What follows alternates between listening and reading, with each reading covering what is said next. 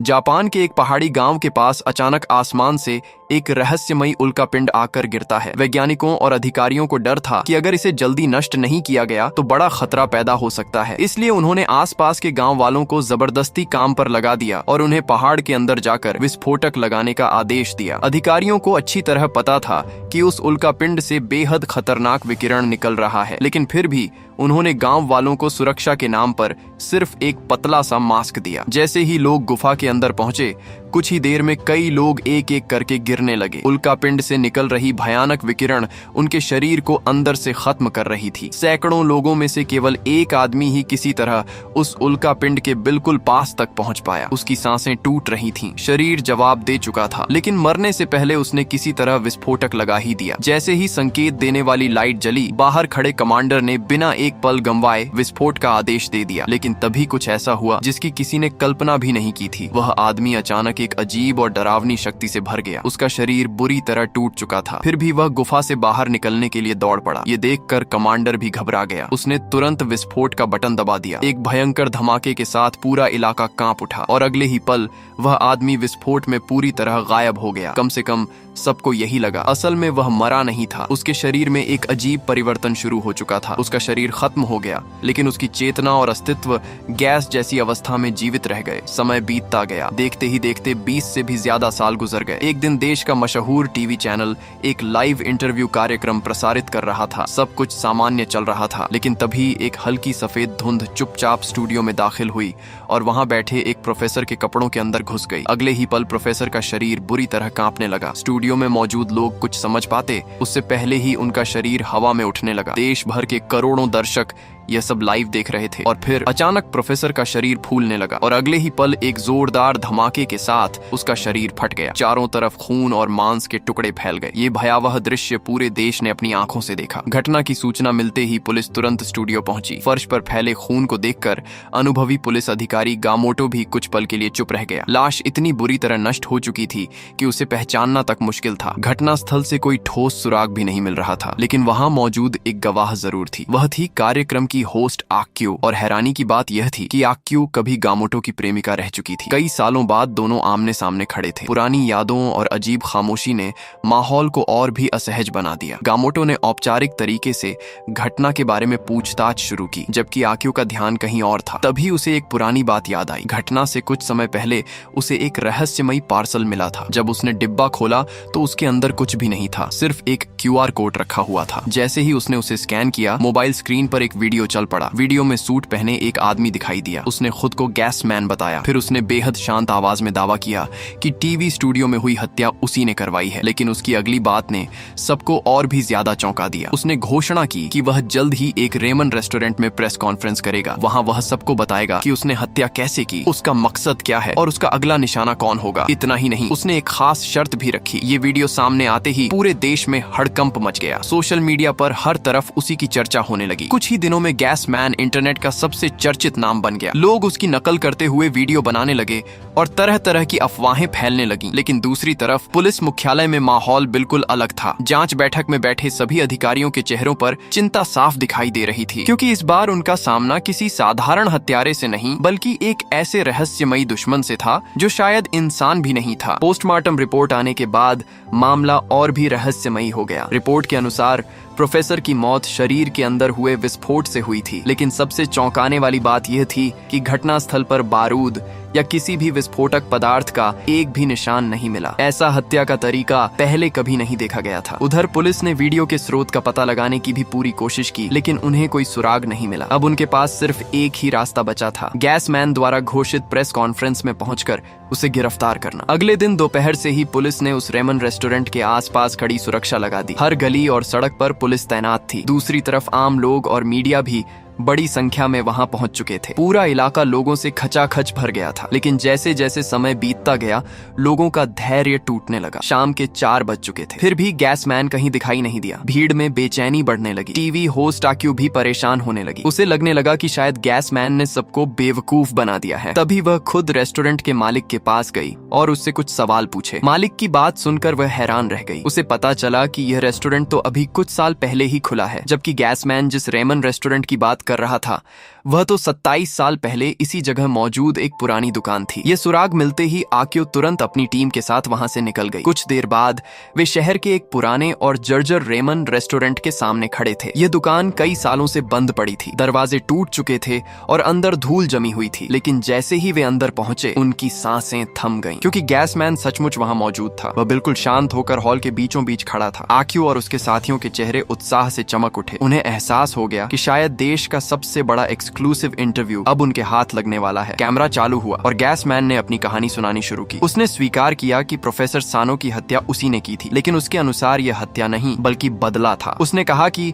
White centre नाम के संगठन से जुड़े सभी लोगों को एक एक करके सजा दी जाएगी। उसके मुताबिक इस संगठन के सदस्य बाहर से सम्मानित और अच्छे लोग दिखते हैं, लेकिन असल में उन्होंने अतीत में कई भयानक अपराध किए थे। अपने प्रभाव और ताकत का इस्तेमाल करके उन्होंने अपने सारे गुनाह दुनिया से छिपा दिए। आक्यो लगातार उससे सवाल पूछती रही। वह जानना चाहती थी कि आखिर इतने साल पहले क्या हुआ था। लेकिन तभी बाहर से पुलिस सायरनों की आवाज सुनाई दी। कुछ ही क्षणों में गामोटो बड़ी संख्या में पुलिस कर्मियों के साथ वहां पहुंच गया। इस बार वे इंटरव्यू देखने नहीं आए थे। उनका मकसद साफ था, गैसमैन को गिरफ्तार करना। लेकिन यह काम उतना आसान नहीं था जितना उन्होंने सोचा था, क्योंकि गैसमैन कोई साधारण इंसान नहीं था। गोली, पकड़ या शारीरिक हमला, उस पर किसी चीज का असर नहीं हो रहा था। इतना ही नहीं, उसकी गति भी इंसानी सीमा से कहीं ज्यादा थी। पुलिस कुछ समझ पाती उससे पहले ही वह उनकी आंखों के सामने गायब होने लगा। हालांकि उसने किसी को नुकसान नहीं पहुंचाया, बस अपनी ताकत की एक छोटी सी झलक दिखाई और फिर हवा में मिलकर गायब हो गया। जब सब कुछ शांत हुआ तो वहां केवल उसके कपड़े पड़े हुए थे। एक बार फिर पुलिस खाली हाथ रह गई। जांच दोबारा अंधेरे में पहुंच चुकी थी। गैसमैन द्वारा पहने गए कपड़ों की फोरेंसिक जांच की गई, लेकिन उन पर किसी भी तरह का डीएनए नहीं मिला। पुलिस ने उसका चेहरा अपराधियों के राष्ट्रीय रिकॉर्ड से भी मिलाया, फिर भी कोई परिणाम नहीं निकला। ऐसा लग रहा था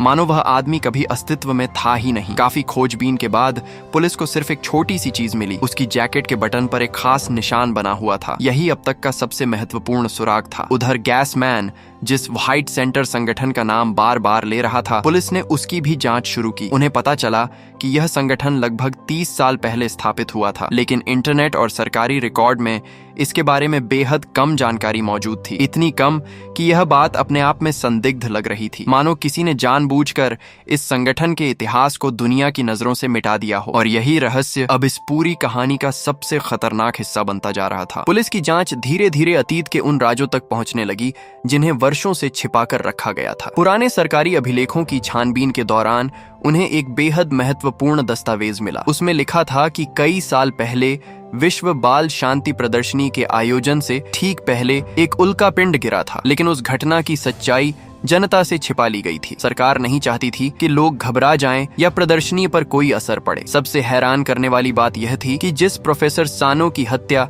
गैसमैन ने की थी, वही उस समय जनता को यह भरोसा दिलाने वाले प्रमुख लोगों में से एक था कि उल्कापिंड पूरी तरह सुरक्षित है और उससे कोई खतरा नहीं है। लेकिन सच्चाई कुछ और ही थी। उल्कापिंड गिरने के बाद व्हाइट सेंटर नाम का संगठन अचानक सक्रिय हो गया। उसने पूरे इलाके में फैले उल्कापिंड के टुकड़ों को इकट्ठा करने और साफ करने का काम शुरू किया। बाहर से यह संस्था एक समाज सेवी संगठन दिखाई देती थी, लेकिन अंदर की हकीकत बेहद डरावनी थी। ये संस्था अनाथ बच्चों, बेघर लोगों और बेसहारा नागरिकों को खतरनाक सफाई कार्यों में जबरदस्ती लगाती थी। उन्हें उन जगहों पर भेजा जाता था जहां जानलेवा विकिरण मौजूद था। कई लोगों की जान चली गई, लेकिन यह सच कभी दुनिया के सामने नहीं आया। और फिर जैसे ही उल्कापिंड वाली घटना लोगों की यादों से गायब हुई, व्हाइट सेंटर का प्रमुख भी अचानक लापता हो गया, मानो वह कभी अस्तित्व में था ही नहीं। इसी बीच पुलिस को गैसमैन से जुड़ा एक नया सुराग मिला। उसकी जैकेट पर बना विशेष निशान स्थानीय अपराधी गिरोह के चिन्ह से मेल खाता था। ये जानकारी मिलते ही गामोटो ने एक बड़ा अनुमान लगाया। उसे लगा कि गैसमैन का अगला निशाना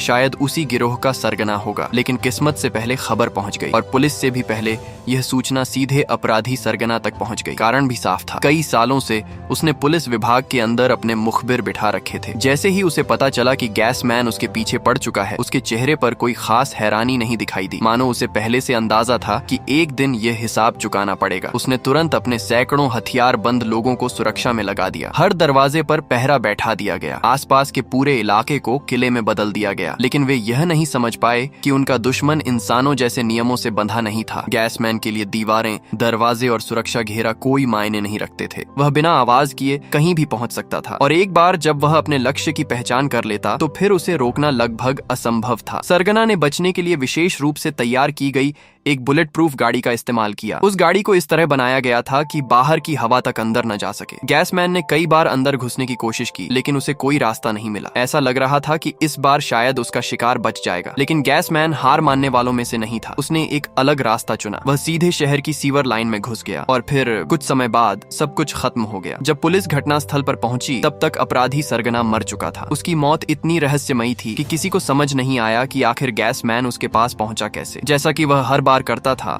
इस बार भी उसने अपने पीछे एक सुराग छोड़ा। वहां एक जैकेट पड़ी थी, लेकिन इस बार उस जैकेट पर अपराधी गिरोह का चिन्ह नहीं था। उस पर एक पुलिस बैज सिला हुआ था। यह देखकर सभी अधिकारी सन्न रह गए। क्या गैसमैन का अगला निशाना पुलिस विभाग का कोई बड़ा अधिकारी था? क्या पुलिस के अंदर भी ऐसे लोग मौजूद थे जो पुराने अपराधों में शामिल थे? इन सवालों ने पूरे विभाग को हिलाकर रख दिया। दूसरी तरफ आम जनता की नजरों में गैसमैन की लोकप्रियता लगातार बढ़ रही थी। कई लोग उसे खलनायक नहीं बल्कि भ्रष्ट लोगों को सजा देने वाला, बदला लेने वाला इंसान मानने लगे थे। सोशल मीडिया पर उसके लाखों समर्थक बन चुके थे। इसी दौरान 2 मशहूर इंटरनेट ब्लॉगर भी उसकी कहानी से प्रभावित हो गए। वे गैसमैन से जुड़ा कोई बड़ा खुलासा करके प्रसिद्ध होना चाहते थे, इसलिए उन्होंने उससे जुड़ी हर तस्वीर, हर वीडियो और हर अफवाह की जांच शुरू कर दी। लंबी खोजबीन के बाद उन्हें एक पुराने वीडियो में कुछ अजीब दिखाई दिया। वीडियो के एक कोने में एक धुंधली सी परछाई कुछ पल के लिए दिखाई दी और फिर गायब हो गई। दोनों को लगा कि शायद यही गैसमैन हो सकता है। ये सोचकर वे तुरंत उस स्थान पर पहुंच गए जहां वीडियो बनाया गया था। उन्होंने घंटों तक पूरे इलाके की तलाशी ली, लेकिन उन्हें कोई सुराग नहीं मिला। सिर्फ एक चीज उनका ध्यान बार बार खींच रही थी। चौक के बीचों बीच खड़ी एक पुरानी मूर्ति। वह मूर्ति आसपास की जगह से बिल्कुल अलग और अजीब लग रही थी। दोनों कई दिनों से गैसमैन की तस्वीरें और वीडियो देख रहे थे, इसलिए जैसे ही उन्होंने मूर्ति का चेहरा गौर से देखा, वे चौंक उठे। उस चेहरे में उन्हें किसी की झलक दिखाई दे रही थी और वह कोई साधारण व्यक्ति नहीं था। वह चेहरा गैसमैन से बेहद मिलता जुलता था। दोनों ने एक दूसरे की तरफ देखा। उनके मन में एक खतरनाक सवाल उठ चुका था। क्या यह संभव है कि उनके सामने खड़ी यह मूर्ति दरअसल गैसमैन के अतीत की सबसे बड़ी कुंजी हो? इसी सोच में डूबे हुए वे मूर्ति को घूर रहे थे। तभी कुछ ऐसा होने वाला था जो उनकी पूरी जांच की दिशा बदल देता। तभी अचानक पास में रखी एक पुरानी फैक्स मशीन चालू हो गई। मशीन से निकला कागज आगे बढ़ा और एक छोटे से डोमिनो जैसे यंत्र को छू गया। एक के बाद एक कई चीजें हिलने लगीं और आखिर में एक पुराना रिकॉर्ड प्लेयर अपने आप घूमने लगा। यह देखकर दोनों ब्लॉगर भाई बहन घबरा गए और तुरंत पास के एक गहरे गड्ढे में छिप गए। जैसे ही रिकॉर्ड प्लेयर से संगीत बजना शुरू हुआ, एक अविश्वसनीय घटना घट गई। चौक के बीच खड़ी पत्थर की मूर्ति की आंखों से आंसू बहने लगे। फिर उसके शरीर में दरारें पड़ने लगी। धीरे धीरे उसका पूरा शरीर धुएं की तरह घुलने लगा और कुछ ही क्षणों में वह मूर्ति गायब होकर गैसमैन के रूप में बदल गई। दोनों भाई बहन अपनी छिपने की जगह से यह सब देख रहे थे। उनकी धड़कनें तेज हो चुकी थीं। गैसमैन ने आराम से अपने कपड़े पहने और वहां से चला गया। जब वह दूर निकल गया तब दोनों बाहर आए और अभी अभी हुई घटना पर चर्चा करने लगे। उन्होंने जो देखा था उससे एक नई संभावना सामने आ रही थी। उन्हें लगा कि गैसमैन अपनी मर्जी से नहीं जागता, बल्कि किसी खास संकेत या आदेश के बाद सक्रिय होता है। शायद वह किसी और के निर्देश पर लोगों की हत्या कर रहा था। यह सोचकर दोनों का उत्साह और बढ़ गया। उन्हें लगने लगा कि वे किसी बहुत बड़े रहस्य के करीब पहुंच चुके हैं। इसलिए उन्होंने फैसला किया कि वे यहीं छिपकर निगरानी करेंगे। शायद अगली बार उन्हें और भी बड़ा सच पता चल जाए। कुछ समय बाद गैसमैन वापस लौटा। इस बार दोनों ने छिपकर उसका पूरा वीडियो रिकॉर्ड कर लिया। उन्होंने साफ देखा कि गैसमैन वापस आते ही धीरे धीरे फिर से पत्थर की मूर्ति में बदल गया। अब उन्हें पूरा यकीन हो चुका था कि इस जगह का उससे गहरा संबंध है। मौका मिलते ही भाई ने मूर्ति के पास एक छोटा सा कैमरा भी लगा दिया ताकि आगे होने वाली हर गतिविधि रिकॉर्ड हो सके। लेकिन तभी गलियारे के बाहर किसी के कदमों की आवाज सुनाई दी। दोनों को लगा कि शायद अब वह व्यक्ति आने वाला है जो गैसमैन को आदेश देता है। वे तुरंत भागकर पास के स्टोर रूम में छिप गए। कांपते हाथों से उन्होंने कैमरा तैयार किया, लेकिन जैसे ही उन्होंने रिकॉर्डिंग शुरू की, कमरे का दरवाजा खुल गया और अगले ही पल दोनों के पैरों तले जमीन खिसक गई, क्योंकि उनके सामने जो व्यक्ति खड़ा था उसकी उन्होंने बिल्कुल भी उम्मीद नहीं की थी। गैसमैन के पीछे छिपा असली मास्टरमाइंड कोई और नहीं बल्कि टीवी चैनल की मशहूर होस्ट आक्यू थी। यह खुलासा इतना बड़ा था कि दोनों कुछ पल के लिए बोल ही नहीं पाए और यहीं से गैसमैन के अतीत का असली सच सामने आने लगा। कई साल पहले जब आक्यू बहुत छोटी थी तब उसके माता पिता ने उसे छोड़ दिया था। अनाथ और बेसहारा होने के कारण उसे एक समाज सेवी अनाथालय में रखा गया। शुरुआत में सब कुछ सामान्य था, लेकिन कुछ समय बाद उस अनाथालय को व्हाइट सेंटर नाम के संगठन ने अपने कब्जे में ले लिया और यहीं से बच्चों की जिंदगी नरक बन गई। संगठन के लोगों ने अनाथालय के पुराने संचालक को रास्ते से हटा दिया। इसके बाद वहां रहने वाले बच्चों, बेघरों और बेसहारा लोगों को जबरन मजदूरी के लिए इस्तेमाल किया जाने लगा। उन्हें बेहद खतरनाक कामों में लगाया जाया जाता था। कोई उनकी मदद करने वाला नहीं था। धीरे धीरे वह अनाथालय, जो कभी बच्चों के लिए सुरक्षित आश्रय था, एक भयावह जेल में बदल गया। वहाँ सिर्फ दर्द था, डर था और अत्याचार था। समय बीतता गया, आक्यो बड़ी होती गई, लेकिन उसके मन में एक ही सपना था, किसी तरह वहाँ से भाग निकलने का। एक रात उसने हिम्मत जुटाई। अंधेरे का फायदा उठाकर वह चुपचाप एक शहर से बाहर जाने वाले ट्रक में छिप गई। उसे लगा था कि अब उसकी आजादी का रास्ता खुल गया है, लेकिन ट्रक के अंदर जो दृश्य उसने देखा वह उसकी कल्पना से भी ज्यादा डरावना था। चारों तरफ मजदूरों के निर्जीव शरीर पड़े थे। वे लोग अत्यधिक मेहनत और अमानवीय परिस्थितियों के कारण अपनी जान गंवा चुके थे। ये दृश्य देखकर आक्यो का पूरा शरीर कांप उठा। फिर भी उसने खुद को संभाला। डर के बावजूद उसने एक आवाज तक नहीं निकाली। काफी देर बाद जब ट्रक शहर के अंदर पहुंचा तो वह चुपचाप नीचे कूद गई। अब वह आजाद थी, लेकिन अकेली और बेसहारा। भागते भागते वह एक छोटे से रेमन रेस्टोरेंट में पहुंच गई। उसे नहीं पता था कि यह जगह उसकी पूरी जिंदगी बदलने वाली है, क्योंकि यहीं उसकी मुलाकात उस इंसान से हुई जो आगे चलकर गैसमैन बनने वाला था। उस व्यक्ति का नाम था आता। जब आता ने आक्यो की दुख भरी कहानी सुनी तो उसका दिल पिघल गया। उसने बिना किसी स्वार्थ के उस बच्ची को अपने पास रहने की जगह दे दी। उस दिन से आक्यो अकेली नहीं रही। आता ने उसे अपनी बेटी की तरह अपनाया। वह उसकी देखभाल करता, उसे खाना खिलाता और हर मुश्किल में उसका साथ देता। धीरे धीरे आक्यो को पहली बार महसूस हुआ कि परिवार क्या होता है, और शायद पहली बार उसकी जिंदगी में उम्मीद की एक छोटी सी रोशनी जली थी। लेकिन यह सुख हमेशा के लिए नहीं रहने वाला था। एक दिन अचानक आक्यो की असली माँ उसके सामने आ खड़ी हुई। इतने वर्षों बाद अपनी माँ को देखकर भी आक्यो खुश नहीं हुई। उल्टा उसके मन में डर भर गया। उसे डर था कि कहीं फिर से उसकी जिंदगी बिखर न जाए। वह किसी भी कीमत पर आता को छोड़कर नहीं जाना चाहती थी। लेकिन उसकी माँ के साथ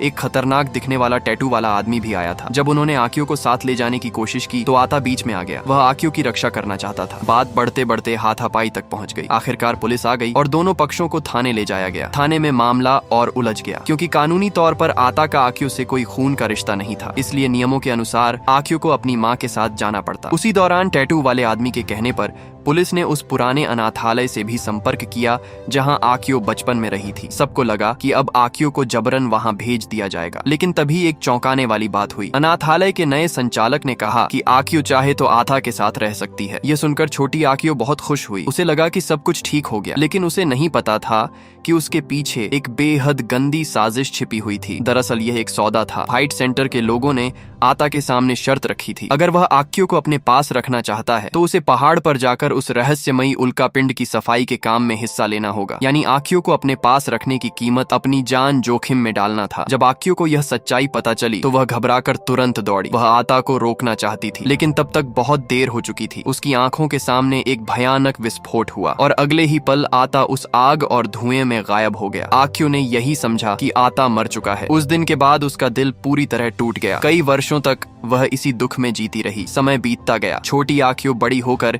एक सफल पत्रकार और टीवी होस्ट बन गई, लेकिन उसके दिल में आता की याद कभी नहीं मिटी। फिर एक दिन उसे एक रिपोर्टिंग असाइनमेंट मिला। संयोग से वह जगह वही थी जहां कभी आता रहा करता था। मानो किस्मत उसे फिर उसी रास्ते पर वापस ले आई हो। रिपोर्टिंग के दौरान उसे कुछ अजीब महसूस हुआ। उसे लगा कि आसपास कोई रहस्यमयी उपस्थिति है। वह उस धुंध जैसी चीज का पीछा करते हुए एक पुराने तहखाने तक पहुंच गई, और वहां पहुंचकर उसकी सांसें रुक गईं, क्योंकि उसके सामने वही चेहरा खड़ा था जिसे वह वर्षों पहले खो चुकी थी। आता वह जिंदा था, या कम से कम उसका कोई रूप अब भी मौजूद था। हालांकि उसका शरीर पूरी तरह बदल चुका था और वह गैस जैसी अवस्था में रह रहा था। आक्यो को समझ नहीं आया कि यह कैसे संभव है, लेकिन उसके लिए इतना ही काफी था कि आता किसी न किसी रूप में वापस मिल गया था। उस दिन के बाद उसने उस पूरी इमारत को खरीद लिया। धीरे धीरे उसने उसकी सफाई करवाई और मरम्मत करवाई। वह उस जगह को फिर से रहने लायक बनाने लगी। इसी दौरान उसकी मुलाकात पुलिस अधिकारी गामोटो से हुई। दोनों करीब आए और धीरे धीरे एक दूसरे से प्यार करने लगे। सब कुछ सामान्य चल रहा था, लेकिन एक दिन आक्यो की नजर गामोटो की एक आधिकारिक फाइल पर पड़ी। फाइल में एक तस्वीर थी और उस तस्वीर में बने टैटू को देखते ही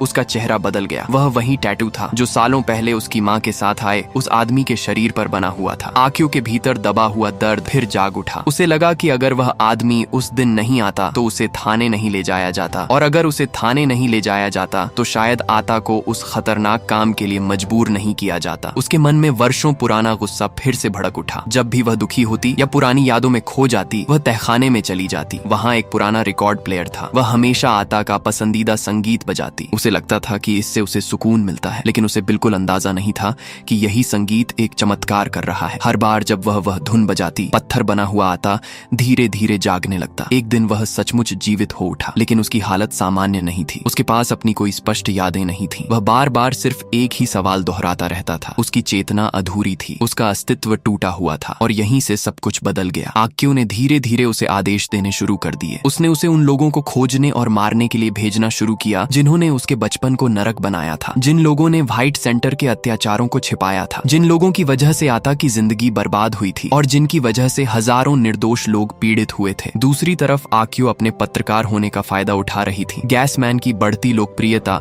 और मीडिया की ताकत का इस्तेमाल करके वह धीरे धीरे व्हाइट सेंटर के छिपे हुए अपराधों को दुनिया के सामने ला रही थी। अब उसने यह पूरा सच उन ब्लॉगर भाई बहन को भी बता दिया। उसने साफ कहा कि उसका उनसे कोई निजी दुश्मनी नहीं है। अगर वे यह रहस्य किसी को नहीं बताएंगे तो उन्हें कोई नुकसान नहीं पहुंचाया जाएगा। लेकिन कहानी यहीं खत्म नहीं हुई। आक्यू ने अपने दुश्मनों की तलाश जारी रखी। एक सुराग से दूसरा सुराग जुड़ता गया और आखिरकार उसे एक ऐसा नाम मिला जिसने सब कुछ हिला दिया। उसे पता चला कि वर्तमान पुलिस प्रमुख का भी उस पुराने उल्कापिंड मामले से संबंध था और हैरानी की बात यह थी कि पुलिस प्रमुख मानो पहले से ही इस दिन का इंतजार कर रहा था। जब उससे सवाल पूछे गए तो उसने सच छिपाने की कोशिश नहीं की। उसने स्वीकार कर लिया कि वर्षों पहले उल्कापिंड वाली जगह पर विस्फोट का आदेश उसी ने दिया था और यही स्वीकारोक्ति आने वाले सबसे बड़े टकराव की शुरुआत बनने वाली थी। जैसा कि सबको उम्मीद थी, पुलिस प्रमुख को जल्द ही गैसमैन की तरफ से एक चेतावनी मिल गई। संदेश बिल्कुल साफ था, अगर वह अपनी जान बचाना चाहता है तो उसे एक प्रेस कॉन्फ्रेंस करनी होगी। उसे दुनिया के सामने स्वीकार करना होगा कि वर्षों पहले उल्कापिंड वाली घटना में उसका क्या रोल था। साथ ही उसे उन सभी लोगों के नाम भी बताने होंगे